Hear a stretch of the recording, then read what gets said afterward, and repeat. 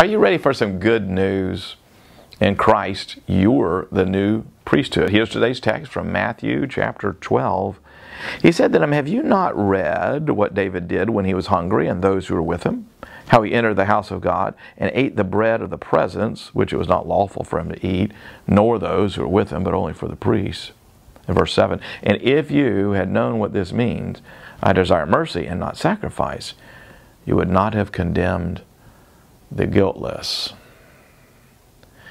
When the Pharisees quizzed Jesus about the unlawfulness of his disciples plucking heads of grain to eat on the Sabbath, Jesus referred to his accusers back to the story of David and his men eating the bread of the presence that was supposed to be eaten only by the priests.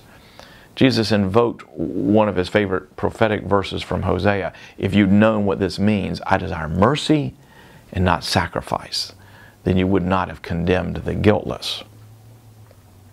When my wife's uncle Stanley was a boy, he and his brother sneaked into Mrs. Johnson's backyard and stole some green apples off her tree.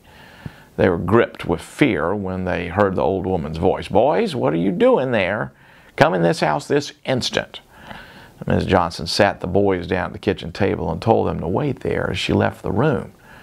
Stanley just knew what Ms. Johnson was going to do. She was going to call his father, who was the chief of police. It would be awful. But Stanley was wrong.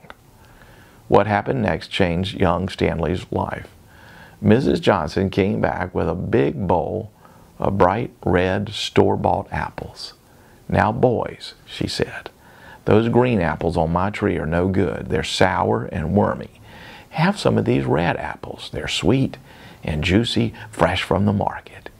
And anytime you want a good apple, just let me know."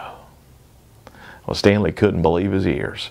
He'd never had a store-bought apple before, and Stanley told me that was the day he learned what grace meant. Stanley and his friend never stole apples from Ms. Johnson or anyone's yard ever again. They didn't want to steal apples. Mrs. Johnson's grace did not just restore the relationship, I won't call your parents, but it said, "I'm going to satisfy you so that you will lose your desire to steal sour apples. I'm going to show you a greater delight." The power of transformation for your life is never found in the law, but grace can change everything. I think that's what Jesus meant by quoting Hosea, "I desire mercy, not sacrifice." God's never been moved by our sacrificial acts of righteousness. He's moved by His own love. Law condemns, but grace transforms. That's the gospel. That's today's daily devotional, and to get more like it, just click right here, or better yet, subscribe to the channel. And I hope you have a wonderful, grace-filled day.